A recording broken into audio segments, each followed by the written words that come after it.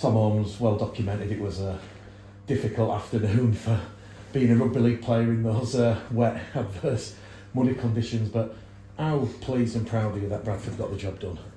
Yeah, first of all, it was freezing. So not warmed up from that. But yeah, difficult conditions. Challenge Cup. Obviously, they're always a tough game. But yeah, we're pretty pleased. And a couple of errors in there. From Mick, quite a few from me. For some of the other boys as well. So we'll be disappointed with that. But yeah, we'll put some points on them in them terrible conditions out there. And one thing for sure, through to the next round. So it's important when it would be a tight game. Didn't matter if it were 1 point in it or 30. Yeah, we're happy to get through. What's the pleasing aspect of that performance for you? I think there were like a couple of spells in there, like in the middle of that first half, where we went set for set and we really caused them some damage just by sticking to his game plan. So when we forced the ball, we made a few errors, and I know the conditions weren't great, but we still won't be happy with some of the errors, unforced errors.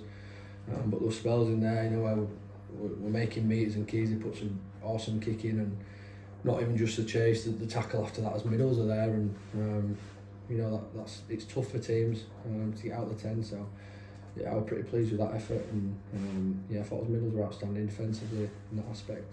How pleased are you that you got over the line just before half time, kind of rewarding Bradford's dominance, because there was a good 10-minute period where you'd kind of kept Doncaster inside their own 20, and you'd not been able to turn that dominance, that pressure and possession into points, but on the stroke of half time you found your way to the line. Yeah, obviously, there's probably times where we try and score a little bit, not a little bit too much, but we force the pass. So if we can keep teams on their line for as long as possible, at some point hopefully they'll crack and we'll come up with something, and look at there, just put foot down and get over. It didn't matter who scored the try.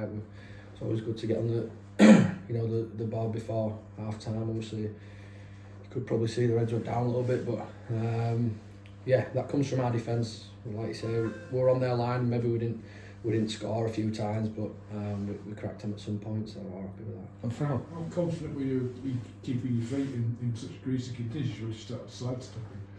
Yeah, it wasn't amazing conditions out there, and yeah.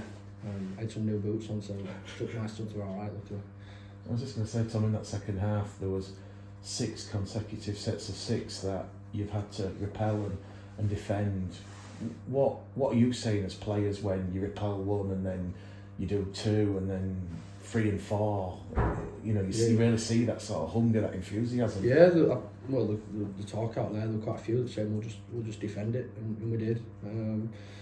There'll be times where we might make an error, or we scrap a ball, we might knock on or give a penalty away, but we had confidence there, and on our line, most of the team there was saying we'll defend it. No one put their head down and sort of another set to defend. We were excited to defend our line. It's not ideal, but like I say, we defended quite a few sets on our line there, and then I think we ended up with a penalty when I picked up the ball, and then we were in their half. So that's pleasing stuff. Doncaster have got some real threats, especially they brought their big boys back on in that second half, and their edges are really dangerous. So to defend our line constantly, set after set, yeah, they were really good. A lot of players have obviously had a bit of a moan and a bit of a whinge about how intense pre-season's been, but do you feel the benefits of that intense pre-season under Brian and Lee and Keith? You see the rewards with that performance this afternoon? Yeah, 100%.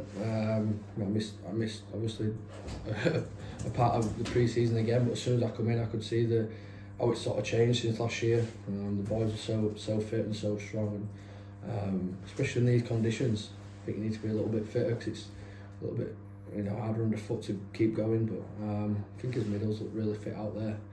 We've got some big boys, so it's important. We look athletic as well, which is even more important. So yeah, that'll help us in these tie games. The reward is now a home tie against the Castleford Tigers. What was the mood like in the dressing room, knowing that that's now been achieved, and you can have a real good test against a very good Sunderland team? Well, when we got him, we were ready to just get in shower, to be honest. We were freezing. Not much got spoke about. Green obviously mentioned it, and obviously we were playing Cass, and obviously we've got 2 weeks before then, so gives us time to prep. I'm really excited about that one. Obviously, I'm from Castleford myself, me and Gilly, so yeah, really exciting. You know, that's what the Challenge Cup's about, and obviously we've changed it a little bit this year with the structure. So you know, we play them at home. Hopefully, we can get a few more fans here, and I'm sure Castle will bring a few. And yeah, it's exciting, but we'll be ready for that one definitely. And you'll certainly fancy your chances at home, certainly, and you know, with Bradford's forward pack. Yeah, definitely. Yeah, like I said, obviously we're taking a game at a time. Obviously we've got Dewsbury next week, which you know, we want to do well in that, and obviously still build into the season. But yeah, obviously we'll be confident. We'll be confident against anyone. It doesn't matter, you know, who would have drawn in the cup. Just makes it more exciting that we're here, so we're excited. But yeah, we'll be confident.